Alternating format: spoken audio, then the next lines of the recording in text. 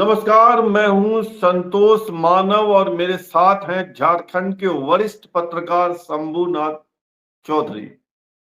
और सब्जेक्ट वही है, झारखंड में चुनाव।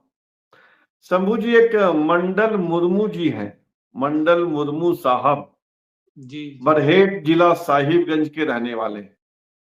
महान क्रांतिकारी सिद्धू कानू के वंशज हैं।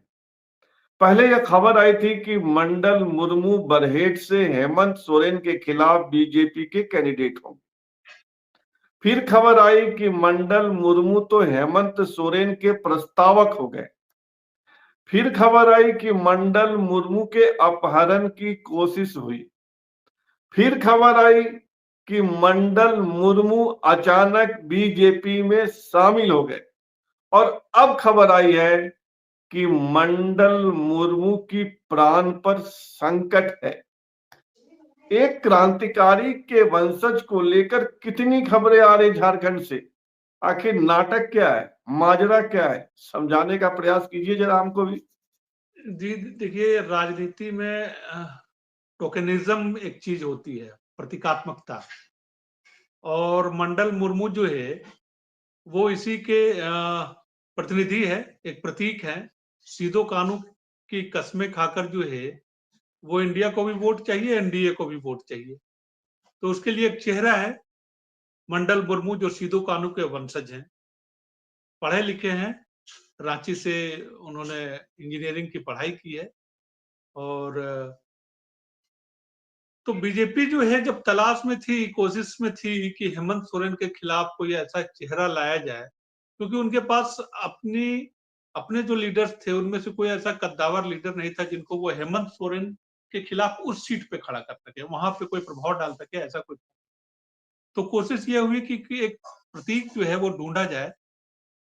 उसी तलाश में मंडल मुर्मू जो है वो दिखे बीजेपी को। लेकिन आप ठीक कह रहे हैं, इससे पहले हेमंत सोरेन की निगाह वहां चली गई थी और हेमंत सोरेन के वो प्रस्तावक थे। बीजेपी ने उनको ऑफर किया चुनाव लड़ने के लिए, लेकिन तब तक तारीख जो है वो गुजर चुकी थी। इसके बाद हुआ कि भाई कम से कम मंडल मुर्मू को उनके पाले में कर लिया जाए। और ये भी बात आई कि मंडल मुर्मू उस समय नाम वापसी और स्क्रूटनी का समय जो है वो बाकी था। उसी समय हुआ कि भाई वो बीजेपी के नेताओं से उनकी मुलाकात हुई। इस पर हेमंत सोरेन के कान खड़े हो गए और ये खतरा मंडराने लगा, ये आशंका जो है वो महसूस होने लगी कि कहीं सूरत की तरह यहाँ भी ना हो जाए और उनके प्रस्तावक कहीं उनसे बीजेपी ये ना लिखवा ले कि उनका सिग्नेचर जो है वो गलत तरीके से है। तो ऐसे में नामांकन खारिज होने का खतरा था। तो मंडल मुर्मू की इसी बीच बीजेपी लीडर से मुलाकात हुई। पहले भाजपा के सांसद हैं निशिकांत दुबे गोड्डा के, उनसे मुलाकात हुई। और ये वो रांची आ रहे थे भाजपा नेताओं से मिलने के लिए, तब उनको रोका गया। और रोका गया तो उसी समय अपहरण की बात जो है वो उठी कि भाई किसने जो है उनको डिटेन कर लिया। पुलिस ने रोका, पूछा कि भाई कहाँ जा रहे हैं, क्या कर रहे हैं, कुछ देर तक। और इसे लेकर जो है वो राजनीति तब गर्म हुई।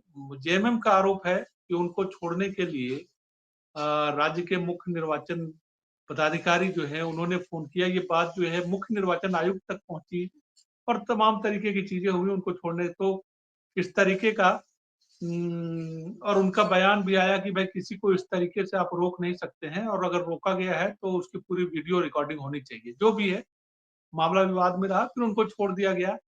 इसके बाद 2 दिनों तक मंडल मुर्मू फिर जो है वो जेएमएम की सभाओं में नजर आने लगे।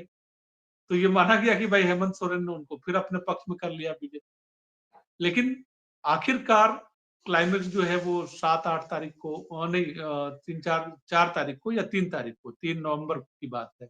3 नवंबर को वो दुमका में ही या देवघर में भाजपा में शामिल होते हैं। उसके अगले दिन रांची आते हैं 4 नवंबर को। 4 नवंबर को हिमंत बिस्वा शर्मा की मौजूदगी में प्रेस कॉन्फ्रेंस होता है और उसमें वो कहते हैं कि भाई मैं बीजेपी में शामिल हो रहा हूँ। और बीजेपी ये जो मुद्दा उठा रही है घुसपैठ का और आदिवासियों की अस्मिता का, तो उसके लिए मेरा इनको पूरा समर्थन है।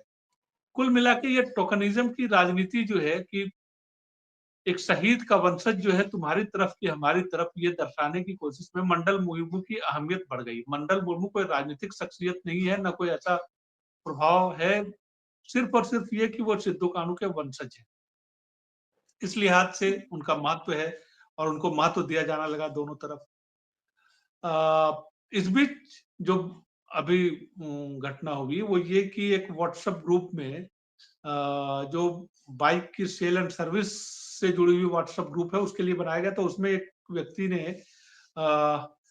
ये मैसेज डाल दिया और वो वायरल हो गया कि भाई मंडल मुर्मू का जो भी सिर काट लेगा उसको 50 लाख रुपए इनाम दिए जाएंगे। ये वायरल होने से भाई मामला जो है वो संगीन हो गया और इस पे पुलिस ने तत्काल एक्शन लिया और जिसने मैसेज डाला था उसको गिरफ्तार किया गया। तो अब देखिए उनको लेकर राजनीति हो रही है और अभी मुझे लगता है कि जब पहले चरण के बाद दूसरे चरण का चुनाव होगा तो अभी मंडल मुर्मू चर्चा में रहेंगे। क्या है, कैसे है मंडल मुर्मू के साथ और किस तरीके की कहानियां हैं, कहानियां मतलब कि कहानियां बनाई जाएंगी या प्लॉट जो है वो रचे जाएंगे दोनों तरफ से। हेमंत सोरेन का आरोप है कि बीजेपी जो है विधायकों और सांसदों का की ही चोरी नहीं करती, बल्कि उन्होंने मेरा प्रस्तावक भी चुरा लिया। कल ये बात हेमंत सोरेन ने सभा में कही, उन्होंने मेरा प्रस्तावक भी चुरा लिया। तो इस हिसाब से मंडल मुर्मू जो है वो अहम है, एक ऐसे किरदार मेरा है। मेरा दो सवाल है, आप हम चाहेंगे कि दोनों सवालों का जवाब आप एक साथ दे दीजिए। जब किसी व्यक्ति को लेकर खींचतान होती है तो सौदा का एक शब्द है, सौदा, वो आता है बीच में। क्या मंडल मुर्मू को लेकर कोई सौदा हुआ है? ऐसी कोई खबर है अंदर खाने से? नहीं, देखिए सौदेबाजी इस अर्थ में कि पैसे के मामले में हुआ या किस मामले में हुआ ये तो नहीं कहा जा सकता, लेकिन सौदेबाजी तो है कि भाई एक दूसरे को कि तुम हमारी तरफ आ जाओ और हमारी तरफ आ जाओ, कुछ ना कुछ तो बात जरूर कही गई है उनको। ये बात तो भाई होगी अब ना कि मेरे तरफ आओगे तो हम ये देंगे, और उनका कहना हो हाँ कि मेरे तरफ दो आओगे तो हम ये देंगे। ये देंगे, हाँ मंडल कोई ना मुर्मू कोई को जिधर ज्यादा लाभ दिखेगा उधर हो जाएंगे। हो जाएंगे। हाँ फिलहाल तो वो बीजेपी के साथ हैं, बीजेपी की सदस्यता ले चुके हैं और चूंकि पढ़े लिखे हैं तो थोड़ी मुझे लगता है कि इतनी जल्दी अब पलटेंगे भी नहीं।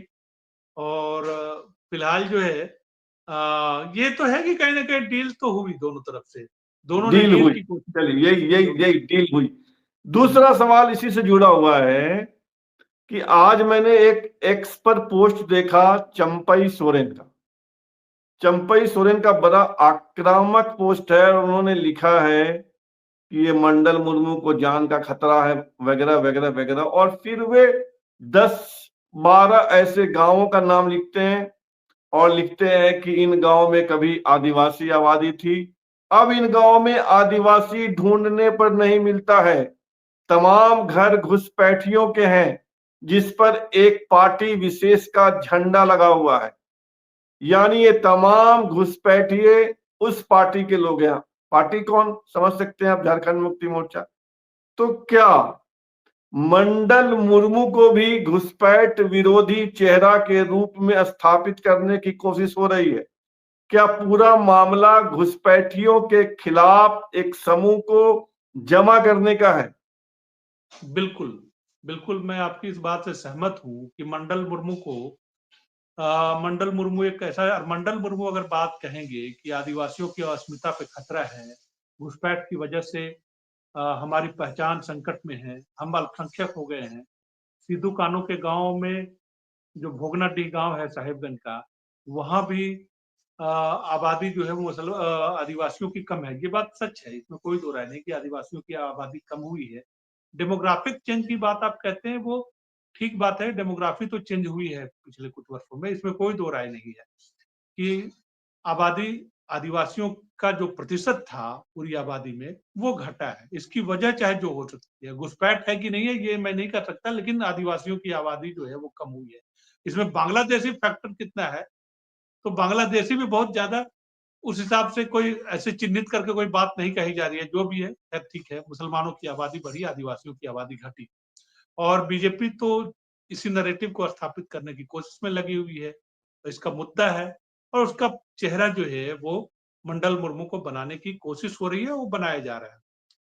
चंपई सोरेन ये सवाल उठा रहे हैं, ठीक बात है, सवाल तो मान लीजिए उठाने का उनका अधिकार है, लेकिन जो थोड़ा भी विवेक से सोचेगा भाई कि चंपई सोरेन अभी ये बात कह रहे हैं, मुख्यमंत्री पद पे बने रहते तक तो नहीं ये ऐसी कोई बात कहते थे, इस तरीके की बात नहीं कहते थे। और भाई अचानक से चंपई सोरेन को भी अचानक से यहाँ आकर दिव्य ज्ञान हो गया है, तो भाई अब राजनीति तो इसी का नाम है, शॉर्ट मेमोरी जो होती है पब्लिक की, उसका फायदा उठाते हैं ये तमाम लोग। केवल चंपई सोरेन तो एक पात्र है, मंडल मुर्मू एक पात्र है। तमाम लोग जो है वो राजनीति के खेल में खिलौने हैं, जिनका अपने अपने तरीके से इस्तेमाल होता है और इस्तेमाल होते हैं लोग, दोनों ही बातें हैं, इस्तेमाल किया जाता है और इस्तेमाल होते भी हैं। अपने अपने लाभ के लिए अपने अपने तरीके से जो है ये चीजें। तो चंपई सोरेन के बयान को भी उसी संदर्भ में देखा जाना चाहिए कि भाई आज बीजेपी में है तो उसकी भाषा बोल रहे हैं, उसका जो एजेंडा है उसकी बात कर रहे हैं।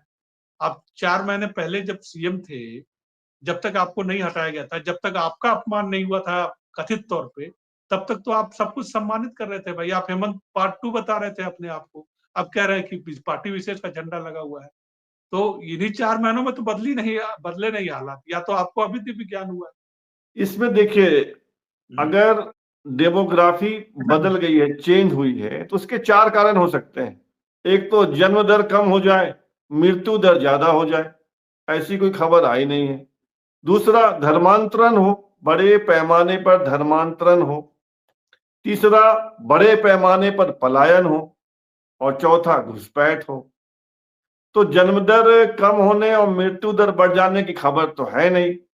तो अगर चेंज हुआ, आदिवासी कम हुए हैं, मुसलमान बढ़ गए हैं, तो 3 ही कारण हो सकता है: घुसपैठ, पलायन या धर्मांतरण। मैं सही हूं? पलायन भी है बड़े पैमाने पे, और धर्मांतरण देखिए हुआ है वो मुस्लिम बहुत, ऐसा नहीं है कि धर्मांतरित होकर मुस्लिम बन गए। आदिवासियों के ईसाई बनने की घटनाएं जो है वो बहुत है। लेकिन बीजेपी जो बात कर रही है वो अभी ईसाई धर्मांतरण की तो बात ही नहीं कर रही है वो, है ना, क्योंकि ईसाई एक सवाल और बताइए, क्या सही में मंडल मुर्मू की जान पर खतरा है? नहीं देखिए, ये हवा है, ये हवा बनाने की कोशिश हो रही है।